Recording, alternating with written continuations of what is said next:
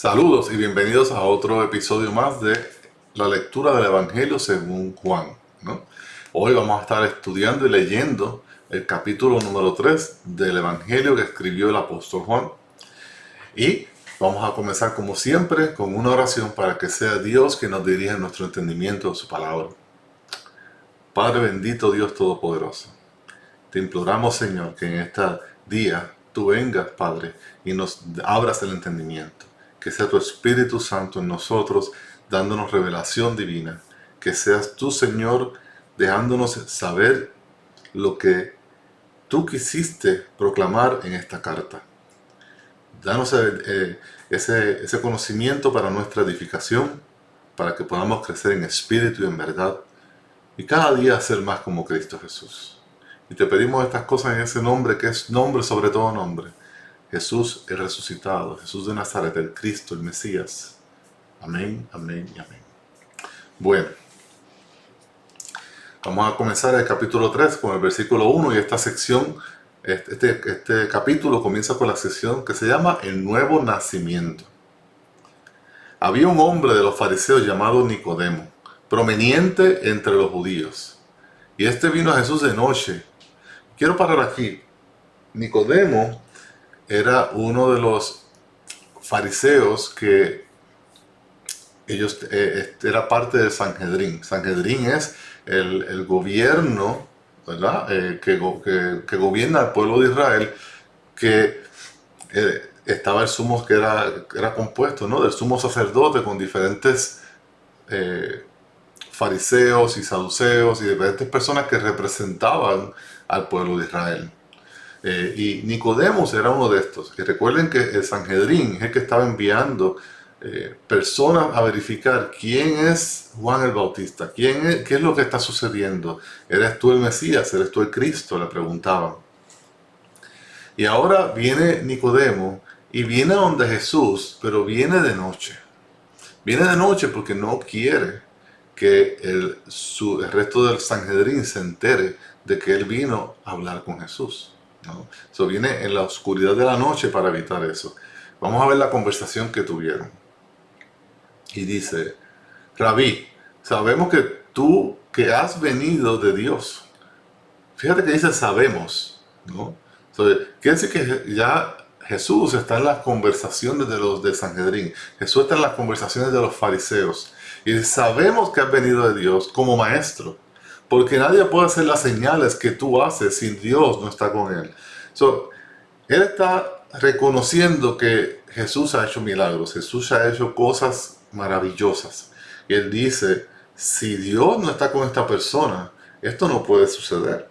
Esto jamás podría suceder. Pero todavía lo reconoce como que, como maestro, como un rabino. Entonces, versículo número 3 dice: Jesús le contestó, en verdad te digo que el que no nace de nuevo no puede ver el reino de Dios. Y Nicodemo le dijo, ¿cómo puede un hombre nacer siendo ya viejo? ¿Acaso puede entrar por segunda vez en el vientre de su madre y nacer? Entonces Jesucristo le está explicando a Nicodemo una verdad espiritual y Nicodemo la está recibiendo como una verdad física, ¿no? Y él dice, ¿cómo es que yo debo nacer de nuevo para entrar en el reino de los cielos, en el reino de Dios? Y algo bien interesante que debemos recordar es que los judíos pensaban que por ser pueblo de Dios, por ser descendientes de Abraham, tenían entrada automática al reino, ¿no? Entonces, una de las cosas que está confrontando Jesús con el pueblo de Israel es que no todo el que nace, que es hijo, descendiente de Abraham, es Israel, ¿no? En otras palabras, no todo el que descendiente de sangre de Abraham va a ser salvo y va a entrar al reino de los cielos, sino que aquí Jesucristo le dice, tienes que nacer de nuevo. No te es suficiente con que seas descendiente de Abraham, no te es suficiente con que seas del linaje del pueblo escogido. Tienes que nacer de nuevo. Y ese es el mensaje o la idea que Jesucristo está tratando de hacer enseñar a Nicodemo y a nosotros.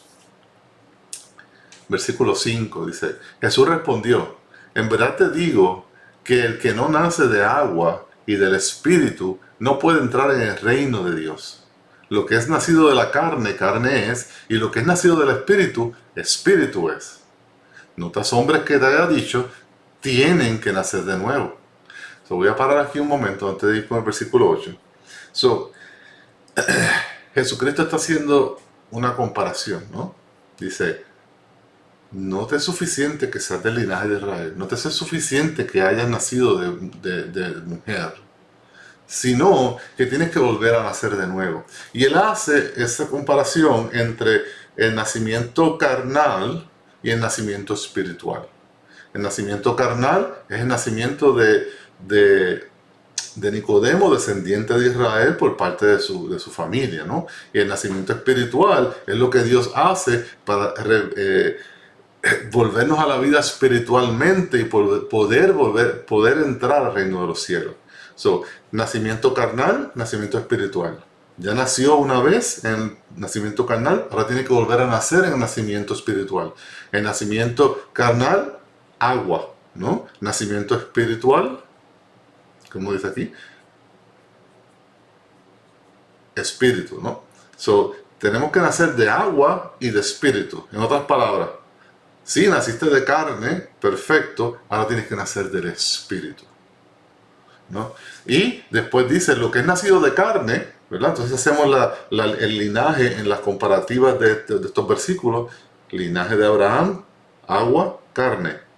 Esa es una línea que no es suficiente para entrar al reino de los cielos. En la otra línea tenemos que tienes que nacer de nuevo, nacer del espíritu. Espíritu es, ¿no? Entonces tenemos que ver que esto es lo que está diciendo aquí Jesucristo. Jesucristo está diciendo, tienes que nacer del Espíritu, tienes que nacer de nuevo. No es suficiente que seas del linaje de Abraham. Si naciste de carne, carne eres, pero si naces del Espíritu, entonces tienes acceso al reino de los cielos. Por eso es que después en el versículo 8 dice, el viento sopla por donde quiere y oyes su sonido, pero no sabes qué, no sabes de dónde viene ni a dónde va. Así es todo el que es nacido del Espíritu. Entonces, Jesús está diciendo, ok, ya te especifiqué y te aclaré que tienes que nacer del Espíritu. Pero ¿quiénes son los que nacen del Espíritu? ¿Cómo nacen del Espíritu? ¿Cómo llego ahí? Y hace la comparativa de que compara al Espíritu Santo con el viento. ¿Por qué? El viento viene, tú lo sientes y sabes que está ahí, tiene sentido, ¿no? Sientes que está soplando, pero realmente no sabes de dónde viene el viento, ¿no? Puedes pensar que viene de aquella dirección, pero el viento, ¿verdad? Da curvas, cambia, no sabemos exactamente de dónde viene y sabemos que va a esa dirección, pero no sabemos a dónde va. De igual forma es el Espíritu de Dios, porque es el Espíritu de Dios que viene a mi corazón y me regenera, me cambia el corazón de piedra por un corazón de carne, me da lo que necesito, me da fe, ¿verdad? Para poder ver a Cristo como quien es Él, me quita la venda del pecado, que puso el diablo a través del pecado, para que yo no viera la gloria de Cristo. Y me permite venir a Cristo y nacer de nuevo. Eso es un milagro de parte de Dios. Y eso es lo que Jesucristo le está aclarando aquí a Nicodemo. No es de carne, es del Espíritu. Y eso del Espíritu es a través del Espíritu Santo. Porque la salvación es iniciada de parte de Dios. Dios inicia la salvación en las personas para que seamos regenerados en el Espíritu, vueltas a la vida espiritualmente y en algún momento podamos entrar al reino de los cielos junto al Rey de Reyes, Señores, Señores, que es Jesús. Y eso es lo que estamos viendo en esta explicación. En el versículo 9 Nicodemo le pregunta, ¿cómo puede ser esto? Jesús le respondió, ¿tú eres maestro de Israel y no entiendes estas cosas? En otras palabras, esto no es nada nuevo. Esto lo vemos en el Antiguo Testamento. La salvación viene de Dios y se ha ido profetizando. Y él le dice, tú eres maestro. Tú se supone que sepas estas cosas, pero no las entiendes, ¿no? Dice el versículo 11, en verdad te digo que hablamos de lo que sabemos y damos testimonio de lo que hemos visto, pero ustedes no reciben nuestro testimonio. Ustedes, los del Sanhedrín, ustedes, los fariseos, no reciben el testimonio de verdad de Cristo Jesús, que está declarando, Dios declara, el Bautista declara, hace milagros, y ¿qué hacen ellos? No creen.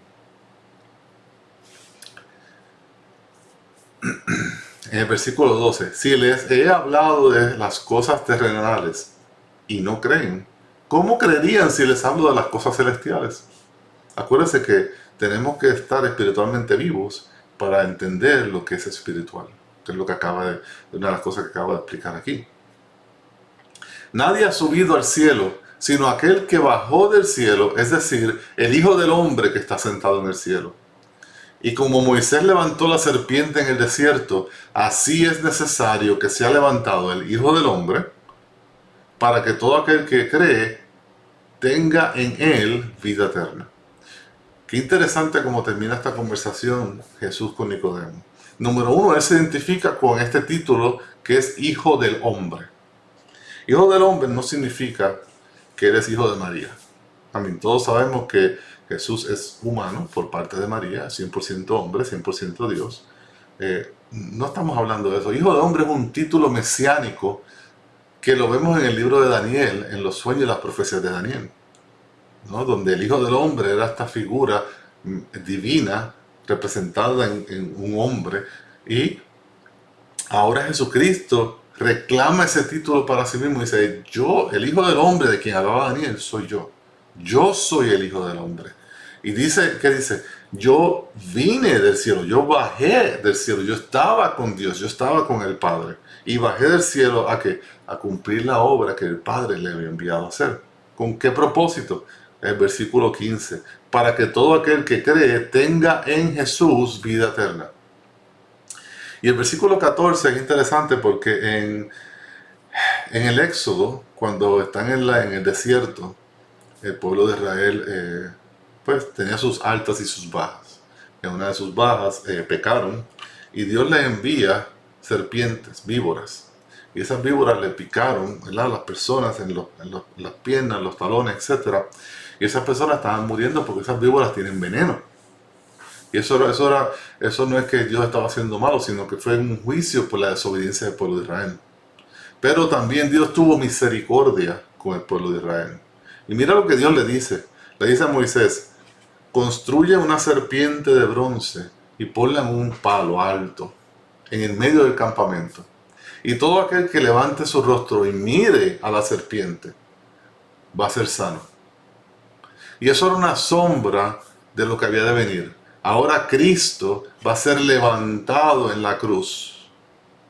Va a extender sus brazos y todo aquel que ponga su mirada en Cristo va a ser salvo, no solamente de su enfermedad, no solamente del veneno que pueda haber en él, pero sino del pecado y va a tener vida eterna junto con él. Y es maravilloso lo que Jesucristo le está diciendo.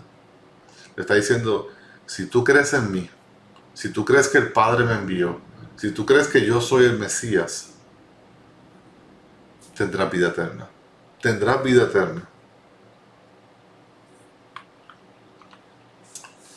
El amor de Dios, la próxima sección, versículo 16. Y este es el famoso Juan 3:16, ¿no? Que hemos visto en la televisión, en diferentes sitios, los juegos de fútbol, de soccer. Bueno, fútbol más que nada. Porque de tal manera amó Dios al mundo que dio a su Hijo unigénito, para que todo aquel que en Él cree no se pierda, sino que tenga vida eterna. Y esa es la promesa de Dios. Esa es la promesa que tenemos de parte de Dios, y Dios no miente, ni se retracta. Por lo tanto, Dios dice, si crees en mi Hijo, si pones tu fe y pones tu mirada en mi Hijo, Jesucristo, al que envié, al que murió en la cruz, al que resucitó al tercer día, al que ascendió y está sentado en el trono, tendrás vida eterna. Eso es una promesa. Sigamos con el 17. Porque Dios no envió a su Hijo al mundo para juzgar al mundo, sino para que el mundo sea salvo por él. Jesús, siendo Dios, puede venir y juzgar al mundo por sus pecados. Pero vino en una misión de amor, en una misión de misericordia, en una misión para que cuando nosotros creemos en Él, seamos perdonados y unidos junto al Padre en Cristo Jesús y tengamos vida eterna en Cristo Jesús y estemos una eternidad con Cristo Jesús. Versículo 18. El versículo 18, el que cree en Él no es condenado, pero el que no cree ya ha sido condenado porque no ha creído en el nombre del unigénito Hijo de Dios. ¿Por qué ha sido condenado? ¿Por qué la persona que no cree es condenada? La persona que no cree rechaza el regalo de vida eterna en Cristo Jesús. Y recordemos que es un regalo, es por gracia. Quiere decir que cuando esa persona muera, y dice la palabra que nosotros estamos apuntados a morir una sola vez, y después de esa muerte, juicio. Nosotros nos vamos a tener que parar frente a Dios. Los libros de nuestra vida se van a abrir, y todo pensamiento, y toda acción, y toda palabra será juzgada por un Dios soberano, santo, puro y justo. Y como es justo, Él tiene que dar el propio castigo a cada pecado. Cuando pecamos en contra de un Dios infinito, imagínense la gravedad del castigo. Por eso es que cuando venimos a ustedes con la palabra, nuestra esperanza es que crean en Cristo, porque la opción es bien difícil. No una opción mala, es simplemente bien difícil y bien dolorosa, porque quiere decir que ustedes desobedecieron al Señor Dios Todopoderoso y van a pagar por sus pecados en ustedes mismos, en vez de recibir el regalo de vida eterna en Cristo Jesús. En el versículo 19 dice, y este es el juicio. Ahora vamos a ver qué dice la palabra acerca del juicio. Que la luz vino al mundo y los hombres amaron más las tinieblas que la luz, pues sus acciones eran malas. Porque todo el que hace lo malo odia la luz y no viene a la luz para que sus acciones no sean expuestas. Pero el que practica la verdad viene a la luz para que sus acciones sean manifestadas que han sido hechas en Dios. ¿Qué quiere decir esto? Quiere decir que para un desobediente que no quiere torcer, no quiere dar su brazo a torcer, no quiere reconocer a Jesucristo como Señor y Salvador y arrepentirse de los pecados. ¿Qué conlleva arrepentirse de los pecados? Conlleva confesar los pecados. Y decir, Dios, yo hice esto en contra de ti, yo he pecado en contra de ti, yo te he negado, yo he odiado, yo he mentido, yo he robado, yo he visto pornografía, he sido adúltero, he sido fornicador, no te he amado con todo mi corazón, he sido adúltero, todas esas cosas que ya sabemos que son desobediencia en contra de Dios. Y preferimos decir, no hay Dios, o existe Dios, no, Dios no existe. No voy a aceptar esa verdad de Jesucristo. Y prefieres quedarte en el anonimato. Prefieres quedarte en un cuarto oscuro, ¿no? Es una alegoría, una metáfora, mejor dicho, donde en la oscuridad no se expone a la luz mis pecados y mi desobediencia. Pero Jesucristo nos llama a que hagamos lo contrario, que confesemos nuestros pecados, que nos arrepintamos de nuestros pecados, que vengamos con un corazón humilde delante del Señor y Él nos restaurará y nos regenerará y nos sanará y enjuagará nuestras lágrimas. Esa es la diferencia. Y espero que puedas ver el regalo de salvación que Jesucristo tiene para cada uno de nosotros. Simplemente tienes que creer, tienes que arrepentirte y seguir al Señor como tu Señor y Salvador. Que seas discípulo. Un discípulo es una persona que imita a o que sigue a, ¿verdad? Al yo poner mi fe en Cristo, yo puedo imitar a Cristo, yo puedo seguir a Cristo, yo puedo anhelar ser como Cristo. Pero el primer paso es pon tu fe en Cristo. Pon tu fe en Cristo para que seas salvo y tengas vida eterna en Cristo Jesús y no tengas que presentarte frente a un Dios justo que va a leer tus pecados, tus pensamientos malvados, tus palabras hirientes o de ofensa, y vas a tener que rendir cuenta por cada una de esas ofensas. Testimonio final de Juan el Bautista. Después de esto, Jesús vino con sus discípulos a la tierra de Judea, y allí estaba con ellos y bautizaba. Juan también bautizaba en Enón, cerca de Salim, porque allí había mucha agua, y muchos venían y eran bautizados. Y el versículo 24 dice algo bien interesante, y es algo que nos está recordando que no ha sucedido aún, pero sí va a suceder. Porque Juan todavía no había sido puesto en la cárcel. En algún momento Juan va a estar preso y va a ser decapitado por causa del pecado en el rey Herodes. Pero de eso hablamos después. Surgió entonces una discusión entre los discípulos de Juan y un judío acerca de la purificación. Vinieron a Juan y dijeron: Rabí, mira, aquel que estaba contigo al otro lado del Jordán, de quien diste testimonio, está bautizando y todos van a él. Como es interesante porque lo ponen como si fuera una competencia, como si fuera quién tiene más seguidores o quién tiene más discípulos. Y la verdad es que Juan está haciendo esto para preparar al pueblo para que reciban al Mesías. Están trabajando juntos. Uno reconoce al otro como mayor. No hay una competencia entre ambos. Y Juan le responde: ningún hombre puede recibir nada si no le es dado del cielo. Muy sabiamente, ¿no?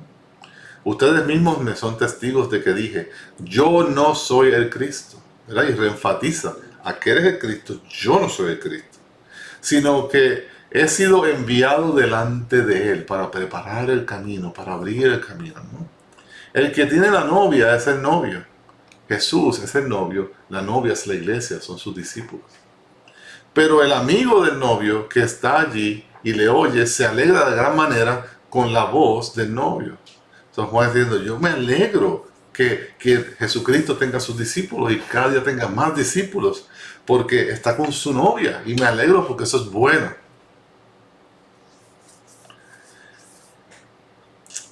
Y por eso este gozo mío se ha completado. Es necesario que Él crezca y que yo disminuya.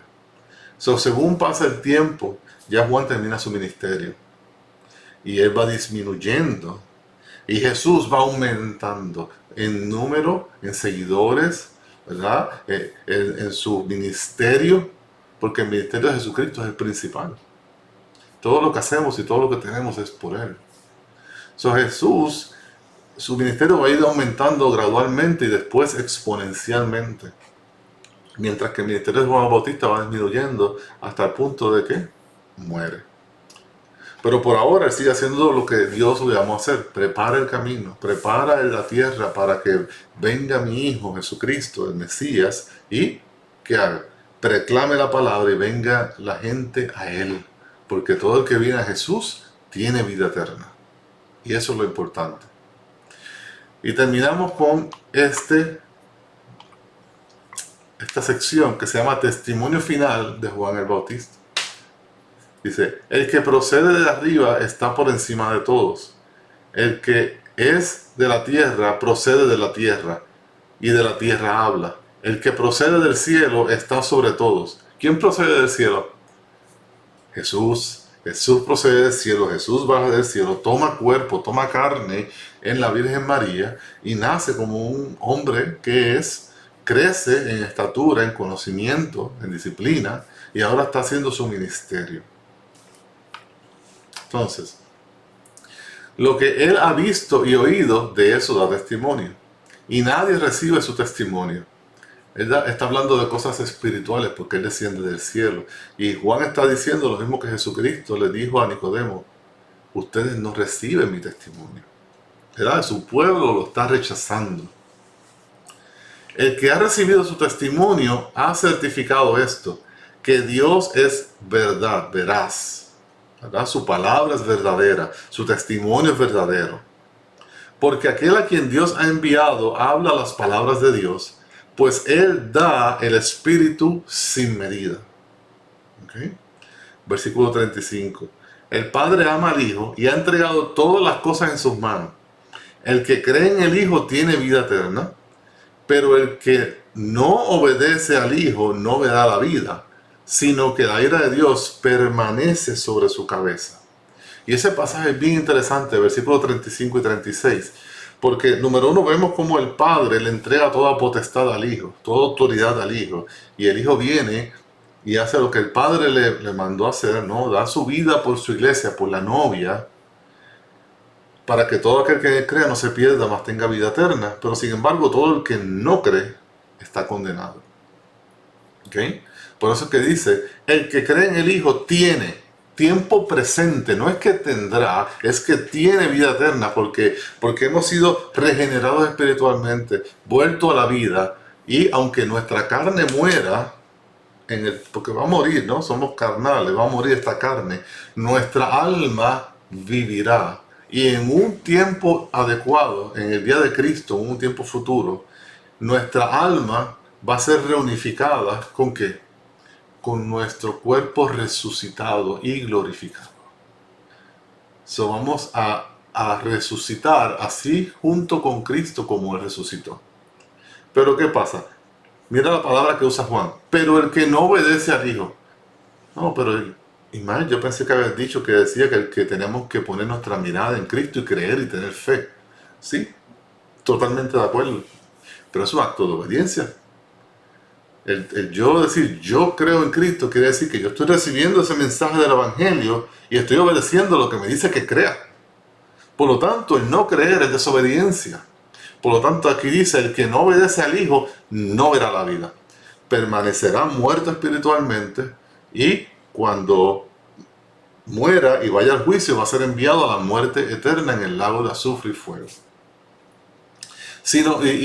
Y que no perdamos de vista que la ira de Dios permanece en tiempo presente sobre esa persona.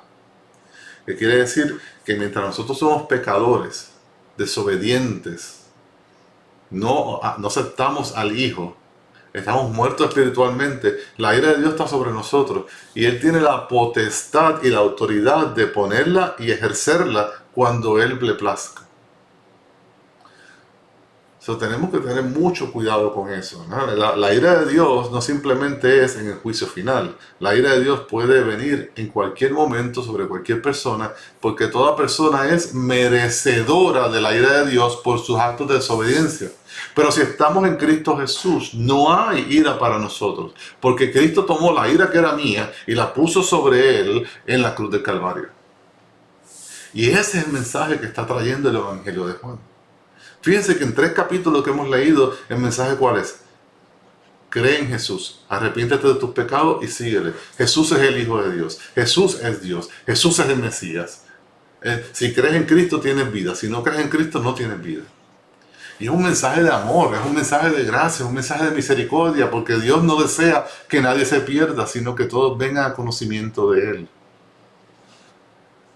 En este día, si no lo conoces y todavía estás indeciso, no, te exhorto y te imploro que no sigas esperando.